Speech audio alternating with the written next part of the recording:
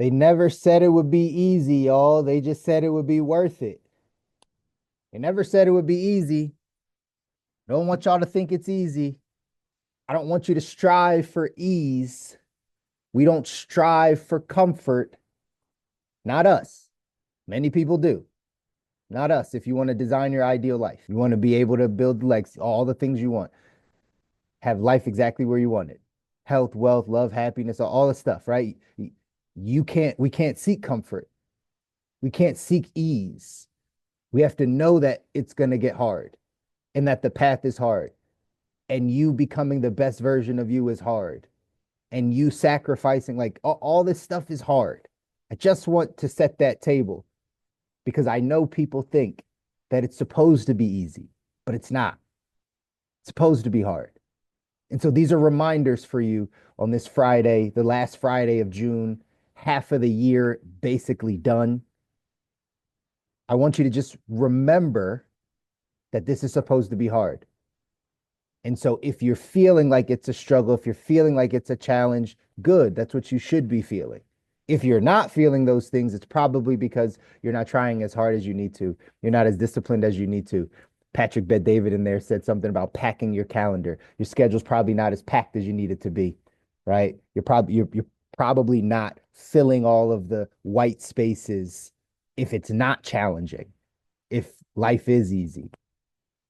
And so these are just some reminders, some things I wrote down. Discomfort is how we grow. Discomfort is how we grow. Always remember that. We don't grow in comfort. We don't grow when things are easy. We grow when things are hard. I'm trying to teach this to my daughter, right? All these lessons I give to us, I'm teaching to my daughter. But her piano teacher said the same thing. They're in this group piano type deal right now for the summer. And on the last class, she said, hey, um, something about, oh man, she gave something about polishing something that's already polished. I don't know. But the message of it was all the kids want to do is do the thing they know that they play really well. And they just play that over and over again instead of challenging themselves and doing the harder thing that they don't really get. And she had to say that to, a group of, five, six other kids, but it's the exact same thing that I'm teaching my daughter. It's like, hey, I'm glad that you do that well. And show me things you don't do well. Like she wants to show off the things she does well. And I applaud her for it. Great job. That's awesome. And I rather see you struggle at something and then get through it. I rather you fall off the beam in gymnastics a couple times and get back up and then figure it out. I like it's in the hard stuff, y'all, that we grow. These are lessons we teach to kids. How much are we doing it in our own life? Like, how much are you like motivating yourself in your own life to do the things that are really hard and then fail and fall off and get back up and do it again and not talk yourself out of it? Another thing I wrote down is you got to refuse to quit. You got to become the man or woman that refuses to quit. How we do one thing is how we do everything. If you've quit on anything in your life, you have to build the muscle to learn how to not quit.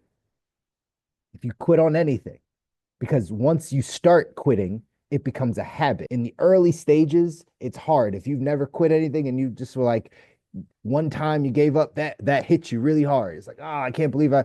And then it became easier and easier to not follow through with what you said you were going to do, no matter how hard it got.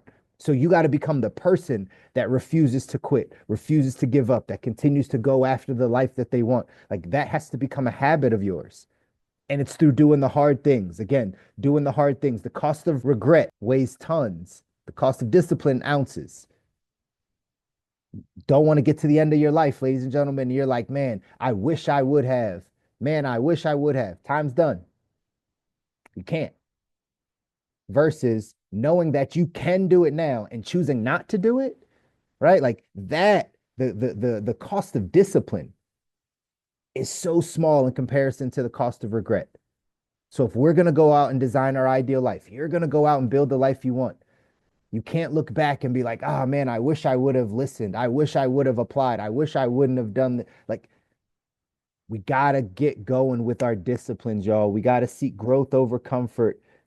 We got to eliminate distractions. These are all the things that you know. Like I said, these are reminders. If you don't know them, I'm glad I can share this with you to let you know that this is what it takes to get to your ideal life. Like these are the things. We just listened to it on Wednesday when I was sharing with you some of the things I saw on social about, right, just, not blaming others. And we're listening to Carol say a couple things. All of it boils down to like, you got to take responsibility and ownership of your life. That's what it all boils down to. The only people that actually get to the life they want are the people that take responsibility for their life. If you don't ever take responsibility for all the things that go on in your life, for exactly where you are, it's going to be almost impossible for you to be able to get to the life that you want, because it's always something outside of you. It's always something different.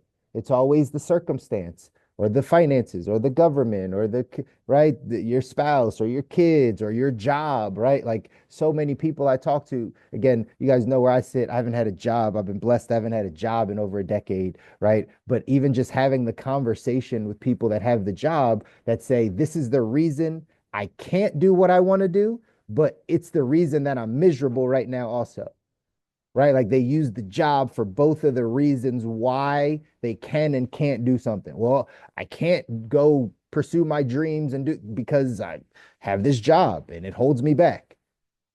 But I want to go do those things because this job makes me miserable and holds me back from getting to the life that I want. Like it's just, we got to take responsibility. We can choose. You have choice. Yes, everything comes with pros and cons. Everything comes with the upside and the downside. There are consequences to life, but when you are able to live in the discomfort, right? The discomfort of growth, of change, when you're able to live in that, you become better as a person. It's not about the job. It's not about the money. It's not about like it's you becoming the person to be able to handle that stuff. That's why in our text, 177 Mental Toughness Secrets, it says the great ones take responsibility. Great ones take responsibility. Here's what it says. It says, one of the critical factors separating amateurs from pros is responsibility. People operating at the poverty and working class levels of awareness often see themselves as victims of the powerful. They create invisible mental barriers that in their mind hold them back from moving up. They blame other people for keeping them down, such as their parents, friends, and others of influence during their childhood. People at the middle class level of awareness are a little more evolved, but tend to make safety and security their number one priorities. They hold on so tightly to what they have that they fail to see the real abundance staring them straight in the face. Average people in this category are terrified of losing what they have because their mind is submerged in the cesspool of scarcity. People at this level truly believe that their supply of money is limited, and if they lose what they have, they will never get it back. The majority of the population has this belief. People operating at the upper class level of awareness tend to be unafraid, aggressive, ultra competitive warriors who approach life like a battle. They know there's an abundance and they are out to get it. The upper class tends to operate primarily from their ego. People with world class level are a step ahead of the upper class simply because they operate from their spirit self rather than their ego self. The gray ones have a thought process, philosophy, and habit all rolled into one that overshadows the rest. I am responsible. The world class realizes they are completely responsible for their success or failure, as well as responsible for giving back some of the blessings bestowed upon them as a result of their tremendous success. Operating from a world class level of awareness almost always precedes their success. The great ones keep marching forward, making a difference in themselves and the world. It says this thought process, philosophy, and habit all rolled into one. I am responsible. It's a thought process. It's we change our thinking, we change our life, right? So it's our thought process that says I'm responsible. When your thoughts go to it's them, that thing, right? That thing out there. That's you got to change that thought. You have to say, no, no, no, it's me. No, it's me. Just changing that thought. No, it's me. That will help you start to take responsibility, even if you don't fully believe it. This is funny because I had a business partner tell me this one time. He was like even if you don't fully believe that it was your fault, like just say that it was yours. even if you don't fully believe it. And that creates a habit of how you think about then what you need to do. Because if you keep it at somebody else or something else, you've lost all power with that thing. Now you think you're under their control because they made you do something or feel a certain way. So again, changing the thought, number one, the philosophy of I'm responsible for all the things around me, how I'm moving through life. When my internal world changes, my external world changes. Always remember when your internal world changes, when you become a different person, when you start to think differently, operate differently, move differently, eliminate distractions, cut out certain people, change what you watch, change what you listen to, change what you eat, you start to see more things, different things, which means your external world changes. It's just your focus has shifted because now you're different. That's how the process works. That's how this process works, y'all. And again, this becomes a habit. This becomes a habit of what you do, how you think, that I am responsible mindset, that if it is to be, it's up to me mindset. I have to go off and do this myself. No one's coming to save me. Between me and God, like this is what we got. Of course, there's people around that can support, but I'm not looking for them to change me.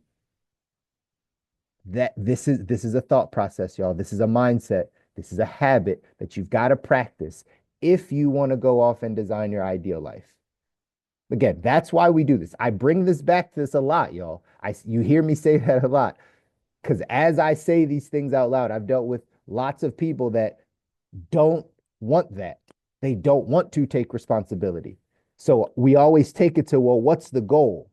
The goal, if your goal is to design your ideal life, if your goal is to have life exactly where you want it, my definition of wealth, to experience all that life has to offer, all the things that God has in store for me to see, be great in my health, in my relationships, in my spiritual life, in my financial life, right? In all the areas. If that's something you want, if that's something you're striving for, regardless of where you're at right now, if that's what you're striving for, then you are the person that has to take responsibility. If that's not what you're striving for, again, because I know some people, we post these on YouTube, right? So I know some people listen to this and that's not what they're striving for. They don't care to have a better life. They don't care to necessarily have life where they want it. Like they're okay where they are. For those people, you don't have to take responsibility for anything. It's perfectly fine. Live your life. For us, you want to go off and create this life. You want to give your kids a better life. You want to give your great grandkids, your grandkids, your great grandkids a better life. You want to change your family's name. You want to actually, do some things in society, put your, last name in the rafters, so to speak, of society. Do things for your community that you haven't seen done. Do things for your family that you haven't seen done. Then you have to take responsibility for your life. It means taking responsibility for every single thing that happens around you because you've put yourself in that position by how we think.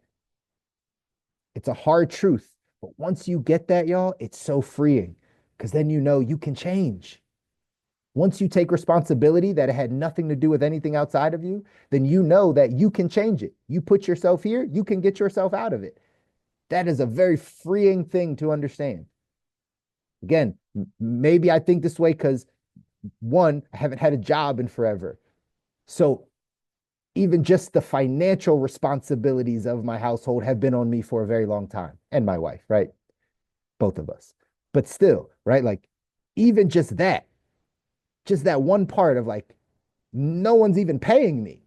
Like if I don't go make this happen, we don't have lights. Even just taking that one bit of responsibility. Then it started adding on all the other things. Oh, I don't like where my relationship is right now. Well, what do I need to do? I know what I ask from my spouse, but like, what do I need to do? Who do I need to talk to? Where do I need to change? Oh, okay, got it. That's what I need to do. Okay, makes sense, right? And then I just take responsibility for all of the areas. This is a practice. This is a habit. This is something you have to put in place for yourself, but it starts with you thinking about it the right way. All right. This quote up here says success on any major scale requires you to accept responsibility. success on any major scale, success in any area of your life, first requires you to accept responsibility. In the final analysis, the one quality that all successful people have, is the ability to take on responsibility. Put it on your shoulders. It's me. It's you, right? Just know that. And then let's get better. Let's do all the right things. Let's not have the weight of regret. Let's just pay the price of discipline. Let's just pay the price of changing. Let's just pay the price of sacrifice. Let's just pay the price. That's all. I know life is already hard. I get it emotionally. This is building you emotionally and mentally so that you can handle what's up ahead. If life already feels hard and overwhelming and these are lots of things, it's probably because we still need to grow, right? We don't have the capacity yet to handle all the things, to really be able to operate in the way we need to operate because we haven't done the work yet. So my encouragement to all of us as we go into this weekend is to focus on doing the work. The action step for today says commit to taking total responsibility for everything that happens to you. This one change in thinking has the power to launch you to the world-class level. Use this weekend to take responsibility and say, okay, what is it that I need to do? If I know I need to do it, let's get it done. Let's get it done. Let's wake up. Let's go after it as if our lives depended on it. Last thing Ed Milet said in there, your obsessions become your possessions. Your obsessions become your possessions. So what are you obsessed with? He also said, I'm obsessed with the growth of my being, right? Like, are you obsessed with that? Because if so, you will become who you need to be in order to handle the life that's up ahead that you've asked for. All right. Love you guys. Want you to win. You deserve it. Your families deserve it. People around you are counting on you. I know you guys can do it. I know sometimes we just need some encouragement. We need some reminders. And then you go off and you do the things that you know you need to do. One step at a time, one day at a time, just getting better every single day. 365 days later, who knows where you're at? 2 years later, 3 years later, who knows where you're at? But it's staying consistent at getting better. Go out, do something that scares you this weekend. I'll talk to you guys on Monday. Take care.